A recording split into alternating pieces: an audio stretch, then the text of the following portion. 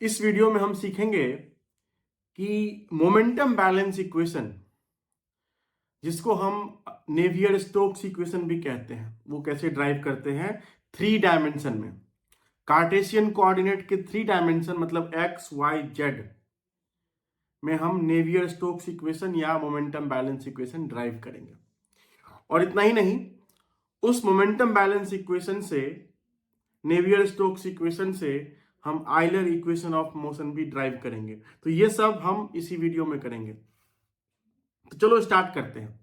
तो सबसे पहले हम क्या कर रहे हैं, हम एक फ्लूइड एलिमेंट लेते हैं जो इस क्यूबॉइड टाइप का है। आप देख रहे हैं A B C D E F G H, ये है एक फ्लूइड एलिमेंट जो हम ले रहे हैं। और इसका ये है डायरेक्शन एक्स, ये है वाई और ये है आपका जेड डायरेक्शन। दिख रहा है आपको, एक्स वाई और जेड। अब जो है हम क्या करेंगे, इसी फ्लूइड एलिमेंट में, जो थ्री डायमेंशनल फ्लूइड एलिमेंट है, इसी में हम मोमेंटम बैलेंस इक्वेशन लगाएंगे। ठीक है। तो कोई भी बैलेंस जो होता है वो होता है, उसका जनरल फॉर्म होता है input minus output plus generation equal to accumulation. चाहे वो मास बैलेंस हो, चाहे वो एनर्जी बैलेंस हो, चाहे वो मोमेंटम बैलेंस हो, चाहे वो फोर्स बैलेंस हो, चाहे वो एंट्रोपी बैलेंस हो, कोई भी बैलेंस, आप कुछ भी अगर बैलेंस करना चाहते हैं, कुछ भी अगर कंजर्व करता है, कोई भी प्रॉपर्टी या कोई भी क्वांटिटी, तो उसका बैलेंस का फॉर्मूला यही होगा, उसका बैलेंस का जनरल फॉर्म यही होगा, input minus output plus generation equal to accumulation. अब हम इस फ्लूइड एलिमेंट में A B C D E F G H में कितना मोमेंटम इन हो रहा है, कितना मोमेंटम आउट हो रहा है, कितना मोमेंटम फोर्स के कारण लग रहा है और कितना एक्यूमुलेट हो रहा है, उसका जनरल इक्वेशन ड्राइव करेंगे। तो सबसे पहले हम कुछ चीजें मान लेते हैं। मान लो कि रो जो है वो है डेंसिटी ऑफ फ्लूइड जो एंटर कर रहा है इस फ्लूइड एलिमेंट में, और जो उसका वेलोसिटी वेक्टर है कैपिटल वी जो वेलोसिटी वेक्टर है वो मान लीजिए u i plus v j plus डब्ल्यू के, क्योंकि वेलोसिटी जो होता है वो वेक्टर होता है। तो मान लीजिए उसका एक्स कंपोनेंट यू है, वाई कंपोनेंट वी है और जेड कंपोनेंट डब्ल्यू है। अब मैं क्या करूंगा, अब मैं सिर्फ एक्स डायरेक्शन में बैलेंस करूंगा और इसके बाद उसी को पहले एक्स डायरेक्शन में बैलेंस करूंगा, उस इक्वेशन को जनरल इक्वेशन लिखूंगा, फिर वाई उसी तरह का होगा, फिर जेड उसी तरह का होगा और तीनों को ऐड कर दूंगा। और फिर मैं कहूंगा कि जब मैंने तीनों को ऐड कर दिया तो मेरा थ्री डायमेंशन में मोमेंटम बैलेंस हो गया। तो अब सबसे पहले हम लिख रहे हैं वही input minus output plus generation equal to accumulation को मोमेंटम के लिए लिख रहे हैं। तो इस फ्लूइड एलिमेंट पे अगर बैलेंस लिखेंगे तो होगा rate of momentum input minus rate of momentum output plus sum of forces acting on the system. ये जो है वो जनरेशन टाइप का चीज है। मोमेंटम जो है वो एक तो इन होगा, एक आउट होगा, और जो तीसरा कंपोनेंट होगा वो होगा कि जो फोर्स लग रहे हैं उस पर, जैसे कि मान लो कि उस पर ग्रेविटी फोर्स लग रहा है या प्रेशर के कारण फोर्स लग रहा है फ्लूइड एलिमेंट पे, तो वो हो गया momentum due to forces acting on the fluid element. तो input minus output plus sum of forces acting on the system equal to rate of momentum accumulation, यही है आपका जनरल इक्वेशन और इसको हम कह दिए इक्वेशन नंबर 1।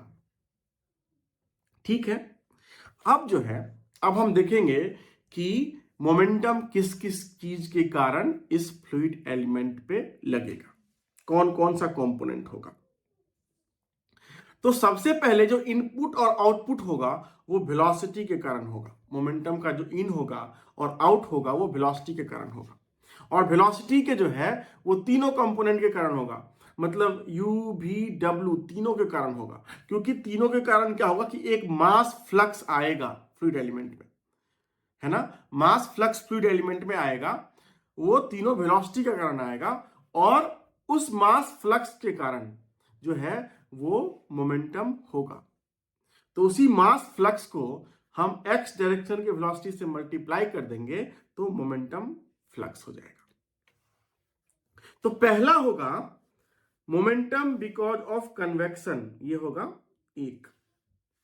ये इसको बल्क फ्लो भी कहते हैं। बल्क फ्लो मतलब वेलोसिटी के कारण, जो बल्क वेलोसिटी है u v w, उसके कारण कितना है मोमेंटम, उसको कहते हैं मोमेंटम बिकॉज ऑफ कन्वेक्शन। दूसरा है momentum because of viscous action और वेलोसिटी ग्रेडियंट। जब भी फ्लूइड फ्लो करता है तो दो लेयर के बीच वेलोसिटी का ग्रेडियंट होता है। तो मोमेंटम ट्रांसफर, मान लीजिए कि वेलोसिटी का ग्रेडियंट इस डायरेक्शन में है, तो मोमेंटम जो होगा, मोमेंटम का जो डायरेक्शन होगा वो वर्टिकल डायरेक्शन में होगा। तो विस्कस एक्शन के कारण, मतलब शियर स्ट्रेस के कारण, जब एक लेयर दूसरे लेयर पे स्लाइड करता है तो उसके कारण जो मोमेंटम होगा वो भी एक दूसरा कंपोनेंट होगा। तो that is momentum because of viscous action. तो ये दोनों कंपोनेंट है। अब एक एक करके हम देखते हैं कि momentum because of bulk flow क्या होता है और momentum because of viscous action क्या होता है। और इस दोनों को ऐड करोगे तो आपको rate of momentum input minus rate of momentum output ये आ जाएगा, अगर इस दोनों को आप ऐड कर दोगे तो सबसे पहले हम देखते हैं कन्वेक्शन के कारण क्या होता है। तो आप जो देख रहे हैं इक्वेशन नंबर 2, ये जो है ये है momentum input minus output because of convection because of velocity. देखिए कैसे मैंने लिखा है rho you you at x minus rho you you at x plus delta X, और इसको डेल्टा वाई डेल्टा जेड से मल्टीप्लाई कर दिया है। मैंने कंटिन्यूटी इक्वेशन इन 3 डायमेंशन पे एक वीडियो बनाया था, वहां पे मैंने मास बैलेंस लिखा था, तो उसमें भी इसी तरह का था कन्वेक्शन टर्म। सिर्फ एक अंतर था कि उसमें ये u नहीं था, सेकंड वाला u नहीं था। ये जो सेकंड वाला u देख रहे हैं आप हर में, वो उसमें नहीं था क्योंकि वो मास था। और ये मोमेंटम है, मोमेंटम फ्लक्स है, इसलिए मास इंटू वेलोसिटी मोमेंटम होता है, इसलिए यहाँ पे u मल्टीप्लाई है। अब जरा मैं आपको समझा देता हूँ यूनिट बैलेंस करके कि कैसे ये तीनों टर्म है एक एक करके, वो है momentum flux in minus momentum flux out. अब जरा देखो, जरा मैं आपको 2 मिनट में बता देता हूं ये बैलेंस करके, इसका यूनिट देख के। तो रो का यूनिट क्या होता है, kilogram per metre cube, into u metre per second. इसके बाद एक और यू है, अभी हम उसको नहीं देख रहे हैं। अब देखिए ये किससे मल्टीप्लाइड है, ये पूरा चीज किससे मल्टीप्लाइड है, जो ब्रैकेट के अंदर है वो एरिया से मल्टीप्लाइड है। तो इसको एरिया मतलब मीटर स्क्वायर से मल्टीप्लाई कर दोगे तो ये आपका हो जाएगा, देखो मीटर क्यूब कट गया, किलोग्राम पर सेकेंड। मतलब अगर आप यू अभी कंसीडर ना करो इसमें, तो ये जो होगा rho u into delta Y delta z, वो होगा metre kilogram per second, that is mass flow rate. अगर इसमें आप वेलोसिटी मल्टीप्लाई कर दोगे, एक और यू मल्टीप्लाई कर दोगे, तो ये हो जाएगा क्या, kilogram metre per second square. ये हो जाएगा आपका मोमेंटम फ्लक्स, जिसको हम फोर्सेस भी कहते हैं। तो ये हो गया आपका फोर्स। तो ये बहुत आसान है ना। तो देखो यही किया मैंने, कन्वेक्शन के कारण, मतलब आउट, मैं सिर्फ एक्स डायरेक्शन में लिख रहा हूं, मैं अभी वाई और जेड की बात ही नहीं कर रहा हूं। इसीलिए मैंने क्या किया है, ये है आपका रो यू एट एक्स, अगर मैं ऐसे लिखूं rho u at x minus rho u at x plus delta x. अगर आपने मोमेंटम वाला वीडियो देखा है तो आपके लिए बहुत आसान होगा। इस वीडियो के डिस्क्रिप्शन में मैं डालने वाला हूं, डाल दूंगा, आप उसको देख लीजिएगा, इसके बाद तो और क्लियर होगा। और उसके बाद फिर से अगर इसको देखेंगे तो पूरा क्लियर हो जाएगा आपको, कंटिन्यूटी इक्वेशन भी और मोमेंटम बैलेंस इक्वेशन भी। तो अगर इसका देखोगे तो ये होता है मास, यही मैंने निकाला है यहां से, केजी पर सेकेंड। तो इसमें अगर एक और यू मल्टीप्लाई कर देंगे यहां पे तो हो जाएगा मोमेंटम। तो यही है आपका मोमेंटम, एक्स पे एंटर कर रहा है और एक्स प्लस डेल्टा एक्स पे एग्जिट कर रहा है, जहां पे ये है आपका डेल्टा एक्स सी डी या एफ जी कह लो, और डेल्टा वाई है आपका बी डी, और डेल्टा जेड है आपका एफ सी। इस जो हमने फ्लूइड एलिमेंट लिया है क्यूबॉइड का, उसका डायमेंशन है delta x delta Y delta z. ये जो डायरेक्शन है उसमें डेल्टा एक्स है ये वाला, ये वाला है डेल्टा वाई और ये वाला है डेल्टा जेड। तो ये मैंने कर दिया है, यू से मल्टीप्लाई कर दिया है इसमें। ये जो सेकेंड वाला टर्म आप देख रहे हैं ब्लू कलर वाला, ये देखिए इसमें रो भी और उसमें यू मल्टीप्लाइड है, तो रो इंटू भी फिर से मोमेंटम हो गया, फिर से मास हो गया, लेकिन वो मास क्या हुआ, मास वाई डायरेक्शन में हुआ। और वाई डायरेक्शन में जो मास जा रहा है उसमें भी अगर u को मल्टीप्लाई कर दें, x डायरेक्शन का वेलोसिटी मल्टीप्लाई कर दें, तो मोमेंटम हो जाएगा x डायरेक्शन में। लेकिन इसका जो एरिया मल्टीप्लाइड होगा वो होगा डेल्टा x डेल्टा z, क्योंकि ये जो y वाला है उसका जो एरिया होगा, मतलब y डायरेक्शन में जो मोमेंटम ट्रांसफर होगा उसके लिए ये वाला एरिया होगा CDGF वाला, यहां से एंटर करेगा और यहां से एग्जिट करेगा। जो फर्स्ट टर्म वाला है डेल्टा वाई डेल्टा एक्स, वो एक्स डायरेक्शन में यहां से एंटर करेगा और यहां से एग्जिट करेगा। और सिमिलरली जो जेड वाला है वो हो सकता है कि सामने से एंटर करे और इस फेस से जो पीछे वाला है EFGH वहां से निकले, यहां से एंटर करे और वहां से निकले। तो देखिए इसीलिए ये एंट्री किया है एक्स डायरेक्शन में, तो delta Y delta z area हो गया। ये y डायरेक्शन में तो delta x delta z area हो गया, और ये z डायरेक्शन में एंटर किया है तो डेल्टा x डेल्टा y। और तीन कलर से मैंने इसलिए लिखा है क्योंकि ये जो है वो x डायरेक्शन में कर रहा है, ये y डायरेक्शन में मास कर रहा है, ये z डायरेक्शन में मास कर रहा है, लेकिन सब में वेलोसिटी जो मल्टीप्लाइड है वो u ही मल्टीप्लाइड है। तो ये हो गया आपका कन्वेक्शन टर्म, इक्वेशन नंबर 2। अब देखते हैं कि विस्कस एक्शन टर्म क्या होता है, या शियर स्ट्रेस वाला टर्म क्या होता है। तो ये देखिए आप जरा इसको ध्यान से, ये जो आपका हो गया, आपने अगर स्ट्रेस टेंसर का वीडियो नहीं देखा है तो उसको देख लीजिएगा।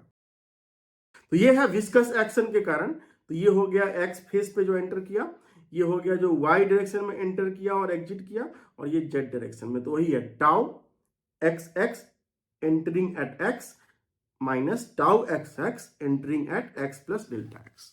ये तीनों हम लिए हैं, ये तीनों ही लिए हैं। क्यों लिए हैं ये तीनों, क्योंकि यही है आपका एक्स कंपोनेंट, एक्स डायरेक्शन में जो स्ट्रेस का जो डायरेक्शन है वो यही तीनों है, इसलिए यही तीनों आएगा। जब वाई पे लिखोगे तो ये तीनों लिखना पड़ेगा, और जब जेड पे लिखोगे तो ये तीनों लिखना पड़ेगा।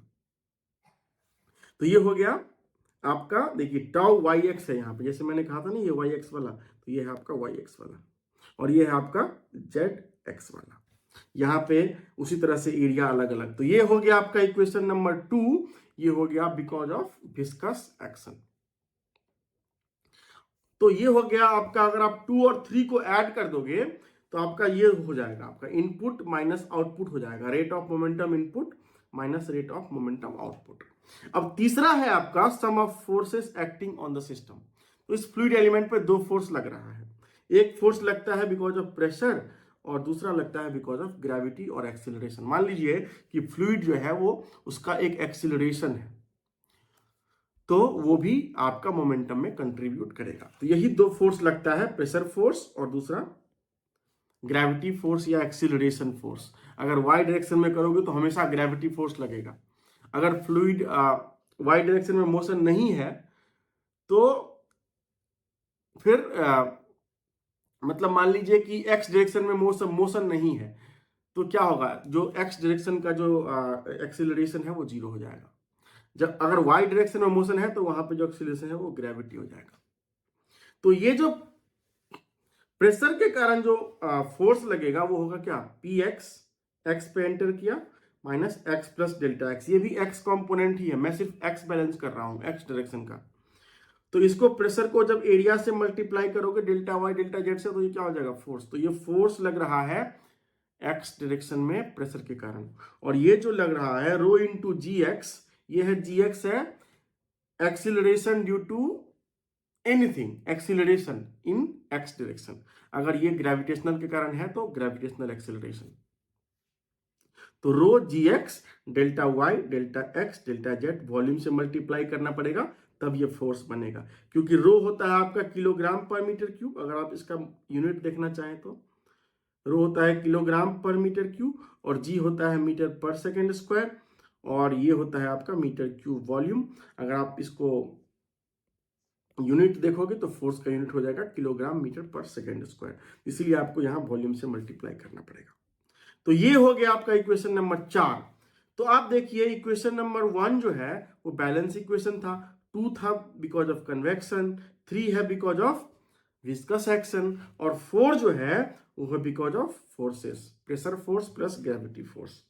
अब अगर राइट हैंड साइड की बात करें एक्यूमुलेशन की, तो एक्यूमुलेशन जो होगा वो होगा हमेशा del by del t, rho into u, u क्या है velocity in x direction, into volume of fluid element, delta x delta Y delta z. आप चाहे तो इसका भी बैलेंस यूनिट बैलेंस करके देख लीजिए, ये भी हो जाएगा, फोर्स का यूनिट हो जाएगा। अब आप क्या कीजिए, इक्वेशन 2, 3, 4 इस तीनों को ऐड कर दीजिए। जब आप 2 + 3 + 4 करोगे तो आपका क्या हो जाएगा, आपका ये पूरा लेफ्ट हैंड टर्म तीनों input minus output plus forces sum of forces acting on the fluid element आ जाएगा। और जो आपका इक्वेशन नंबर 5 है ये आ जाएगा आपका एक्यूमुलेशन में। तो मैंने वही किया है, मैंने putting value from equation 2 to 5 in equation 1। ये है आपका जो फर्स्ट टर्म है, ये वाला जो कलर है, ये जो देख रहे हैं, ये है आपका कन्वेक्टिव टर्म जो मैंने इक्वेशन नंबर 2 में लिखा है।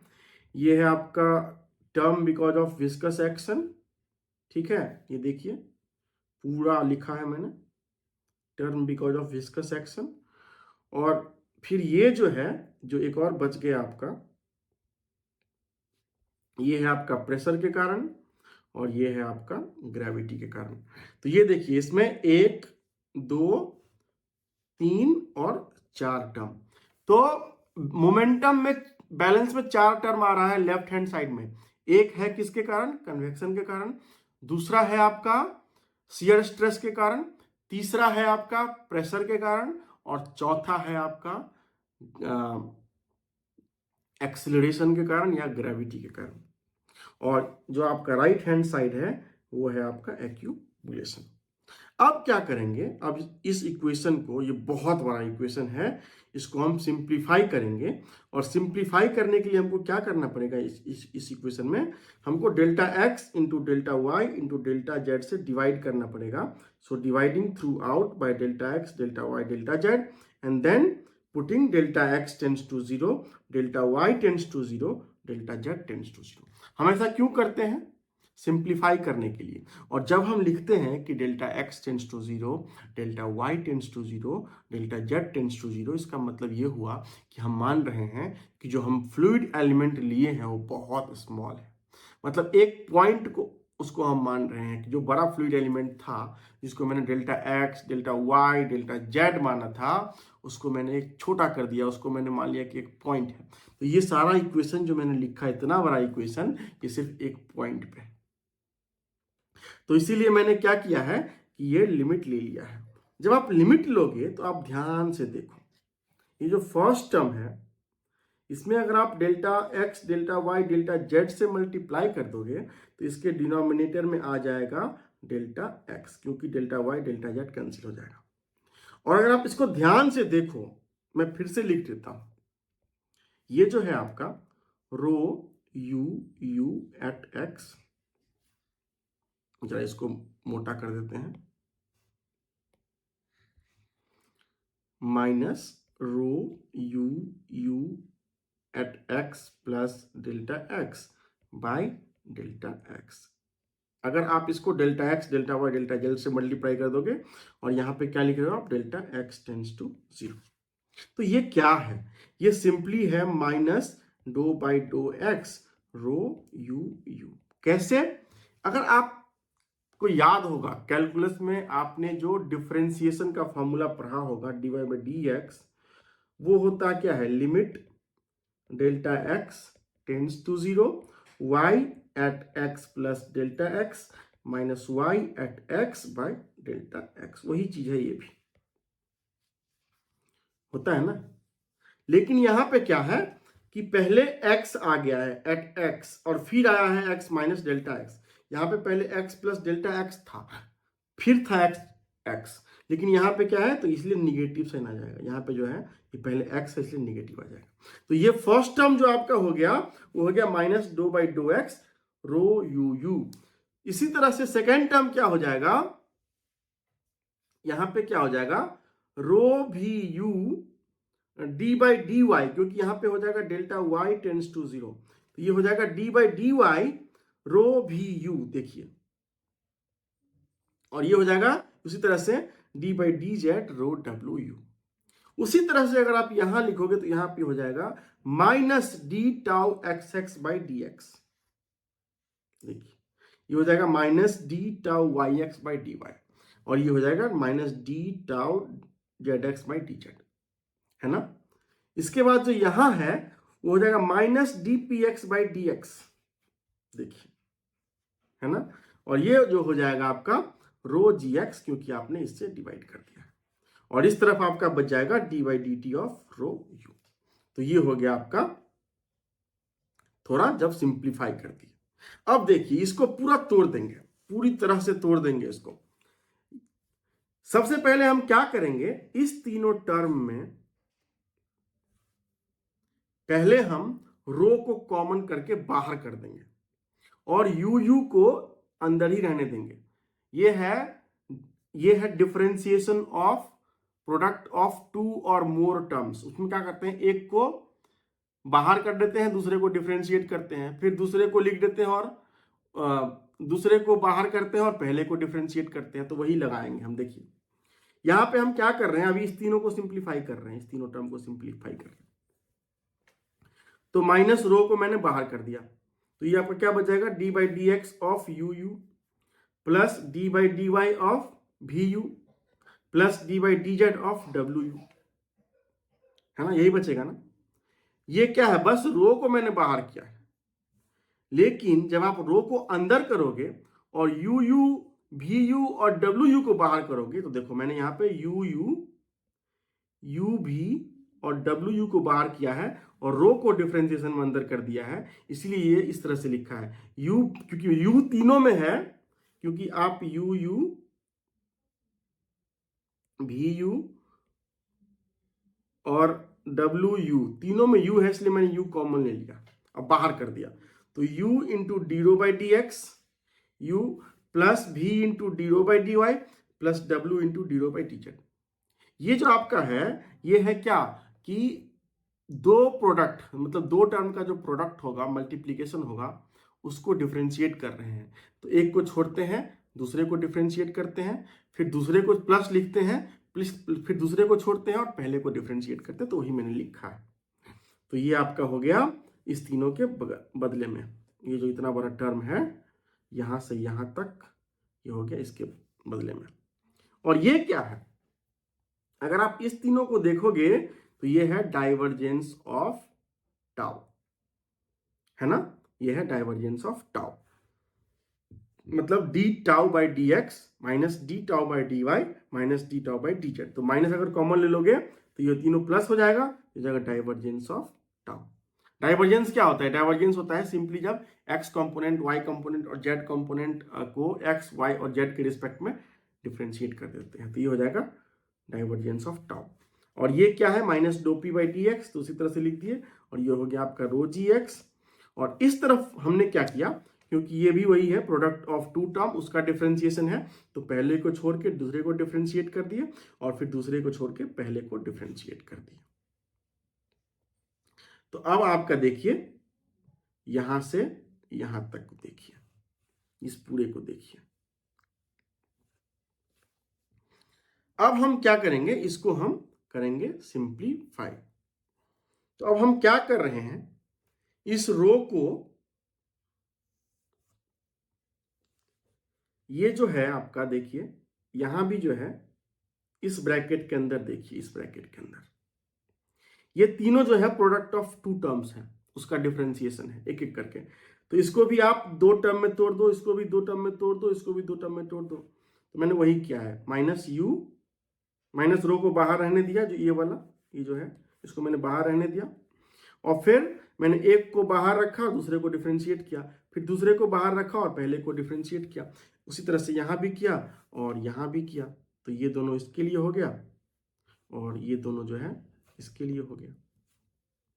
और फिर ये एज इट इज रख दिया मैंने, देखिए minus u d rho by d x plus v d rho by d y plus डब्ल्यू d rho by d z, और ये टर्म सब एज इट इज रह गया। अब यहाँ आ जाते हैं। अब देखिए यहाँ पे मैंने थोड़ा सा कॉमन सेंस लगाया है, लॉजिक लगाया है और प्ले किया है। अब देखिए ये रो को मैंने एज इट इज बाहर ही रहने दिया है, ठीक है, और फिर मैंने u कॉमन ले लिया है, मतलब रो इंटू यू कॉमन ले लिया है, तो u यहां पे है एक, और कहां पे है एक, देखिए यहां पे है,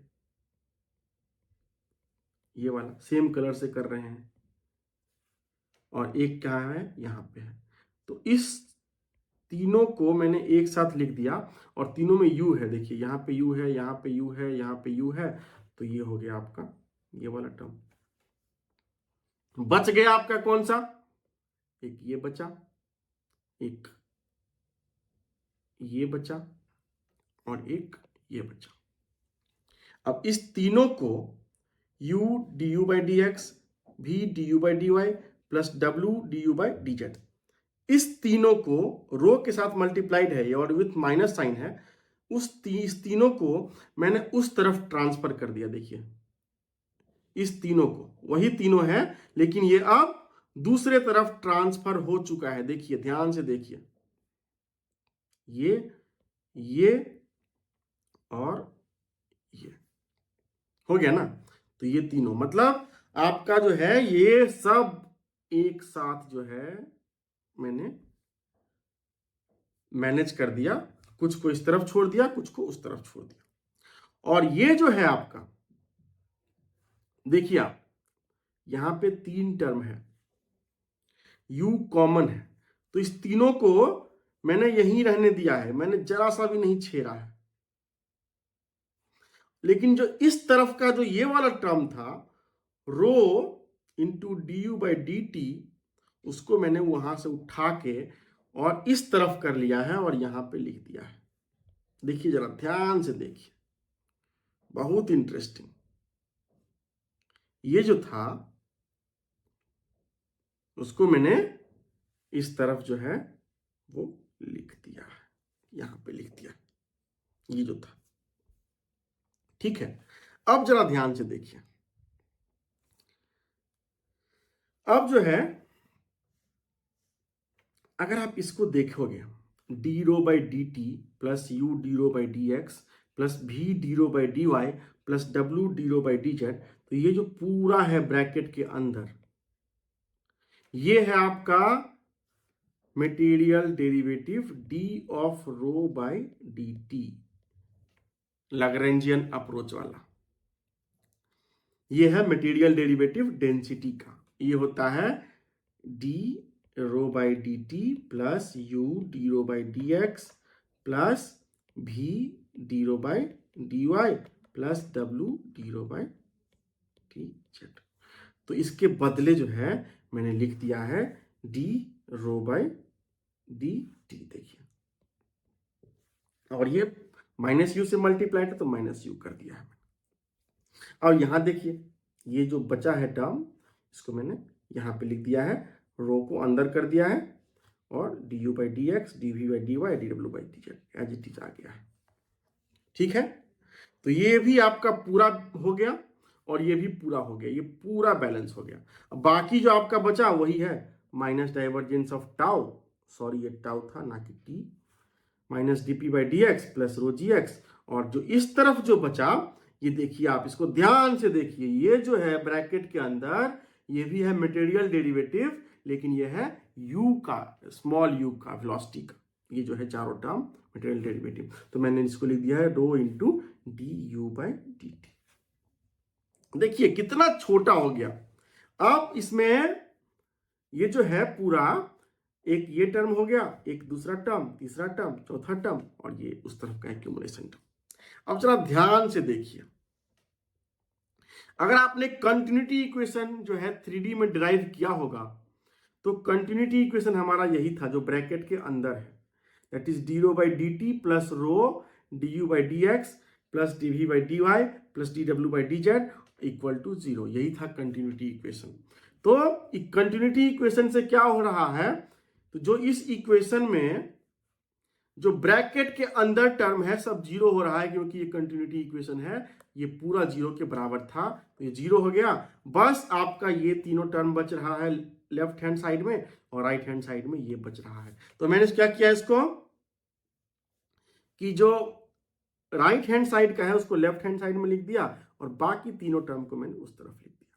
तो यही जो इक्वेशन है, इक्वेशन नंबर 6, यही हो गया आपका जनरल इक्वेशन ऑफ मोशन, उसका एक्स कंपोनेंट। देखने में कितना कॉम्प्लिकेटेड है, लेकिन देखिए समझ गए ना एक बार। इसको डिराइव करने में आप मानोगे नहीं, मुझे 2.5 घंटे लग गए एक एक करके समझने में, देखने में। और इसीलिए मैंने क्या किया, पहले इसको लिख लिया, खुद से ड्राइव किया, और फिर मैं इसको रिकॉर्ड करके आपके लिए अपलोड करूंगा। तो उसका कारण यही है पहले से लिख के करने का, क्योंकि इसको अगर मैं फिर से ड्राइव करूंगा, हो सकता है कुछ छूट जाए, कुछ हो जाए, और 2.5 घंटे में भी हो या ना हो, कोई गारंटी नहीं है। आज सुबह मैं बैठा था और सुबह से लेके करीब 2.5-3 घंटे लगा के मैंने इसको ड्राइव करा, एक एक टर्म देख के। इसलिए आप देखेंगे हर स्टेप मैंने लिखे हैं। आप भी थोड़ा टाइम लगाइएगा। ये समझ गए ना आप, इस तरह का अगर मैथमेटिक्स समझ गए तो आपका एनालिटिकल स्किल डेवलप हो जाएगा, आप किसी तरह का प्रॉब्लम सॉल्व कर सकते हैं। तो ये सब प्रैक्टिस है, ये बहुत जरूरी है, तो आप कीजिएगा इसको। तो ये जो इक्वेशन है, इक्वेशन नंबर 6, वही है आपका क्या, यह है जनरल इक्वेशन ऑफ मोशन, और उसका सिर्फ एक्स कंपोनेंट है, क्योंकि हम सिर्फ एक्स डायरेक्शन में बात किए हैं। इसी तरह से आप वाई डायरेक्शन में लिख सकते हैं। जब वाई लिखोगे तो यहाँ पे यू के बदले भी आ जाएगा, और यहाँ पे जी एक्स के बदले जी वाई आ जाएगा। अगर जेड में लिखोगे तो यहाँ पे डब्ल्यू आ जाएगा भी के जगह पे, और यहाँ पे आ जाएगा जी जेड। अगर तीनों कंपोनेंट का लिख के ऐड कर दोगे, so adding all the 3 components, तो आपका क्या हो जाएगा, u प्लस भी प्लस डब्ल्यू। तो ये हो जाएगा कैपिटल V जो वेक्टर है, और ये हो जाएगा कैपिटल G जो आपका एक्सीलरेशन वेक्टर है। तो ये है जो आपका बोल्ड दिख रहा है, ये और ये दोनों जो है वो वेक्टर है। तो यही इक्वेशन, इक्वेशन नंबर 7 जो हो गया, उसको हम कह रहे हैं general momentum equivalence equation in 3 dimension. ये किताब में मिल तो जाएगा, लेकिन समझना बहुत मुश्किल होता है बुक से। एक बार ना इसको इत्मीनान से देखिएगा इस वीडियो को। अगर पहली बार देख रहे हैं, समझ में ना आए तो दूसरी बार देखिएगा, और तीसरी बार देखिएगा, और एक बार खुद से कोशिश कीजिएगा। मैंने भी खुद से करा है, तो समझ में आएगा। तो ये है आपका general momentum balance equation in 3D। अगर मान लीजिए फ्लूइड का डेंसिटी कांस्टेंट है, मतलब रो कांस्टेंट है, ठीक है, और विस्कोसिटी जो है वो भी कांस्टेंट है, मतलब म्यू कांस्टेंट है, तो आप tau equal to mu d u by d x Newtonian fluid अगर मान रहे हैं, तो आप अगर इसी इक्वेशन को फिर से लिखोगे, इक्वेशन नंबर 7 को, तो ये हो जाएगा rho into d b by d t equal to minus delta p, पहले इसको लिख दिए, और ये जो आपका जो ब्रैकेट के अंदर है डाइवर्जेंस ऑफ टाउ, तो टाउ होता है mu d u by d x, इसका डाइवर्जेंस लोगे तो एक बार फिर से d by d x differentiate हो जाएगा, तो ये हो जाएगा mu into D square you by d x square. Since ये माइनस होता है तो ये माइनस माइनस कट के प्लस हो जाएगा, तो ये प्लस हो जाएगा म्यू डेल स्क्वायर भी, क्योंकि ये आप वेक्टर के लिए लिख रहे हैं तो इसलिए यू भी डब्ल्यू तीनों आ जाएगा, तो ये भी हो जाएगा, और ये एज इट इज रह जाएगा। तो ये जो इक्वेशन है, इक्वेशन नंबर 8, इसको हम कहते हैं नेवियर स्टोक्स इक्वेशन। यही बहुत फेमस इक्वेशन है। कोई आपसे पूछता है कि नेवियर स्टोक्स इक्वेशन क्या है, तो आप कहोगे ये एक मोमेंटम बैलेंस इक्वेशन है, जिसमें हम डेंसिटी कांस्टेंट मानते हैं और विस्कोसिटी कांस्टेंट मानते हैं। तो ये है नेवियर स्टोक्स इक्वेशन। देखने में बड़ा आसान लग रहा है और बहुत सुंदर लग रहा है।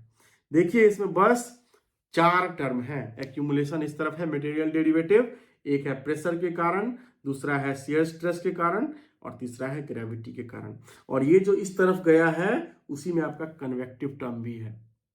तो देखिए लेफ्ट हैंड साइड में चला गया आपका कन्वेक्टिव टर्म, क्योंकि कन्वेक्टिव टर्म हमेशा चला जाता है लैग्रेंजियन अप्रोच के साथ, लैग्रेंजियन बन जाता है वो। और ये है आपका प्रेशर वाला टर्म, ये है आपका शियर स्ट्रेस वाला टर्म, विस्कस एक्शन वाला, और ये है आपका ग्रेविटी वाला, एक्सेलरेशन वाला। तो याद रखिएगा हमेशा कि इसमें 4 कंट्रीब्यूशन होते हैं।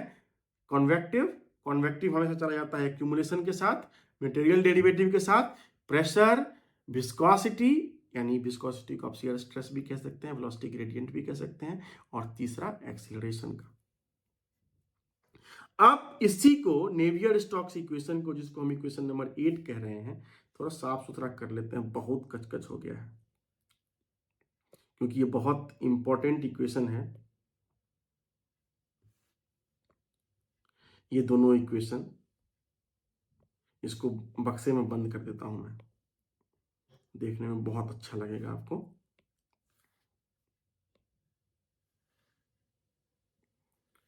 ये इसको भी कर दिए और इसको भी कर दिए।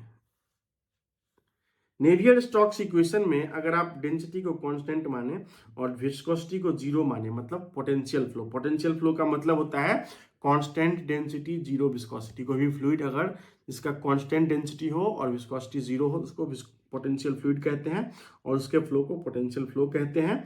अगर हम ये यहाँ पे माने इक्वेशन नंबर 8 में, तो विस्कोसिटी जब जीरो हो जाएगा तो ये टर्म जीरो हो जाएगा, और जब ये टर्म जीरो हो जाएगा तो जो आपका इक्वेशन बचेगा उसमें सिर्फ राइट हैंड साइड में 2 ही टर्म बचेंगे। इसको कहते हैं आयलर इक्वेशन ऑफ मोशन।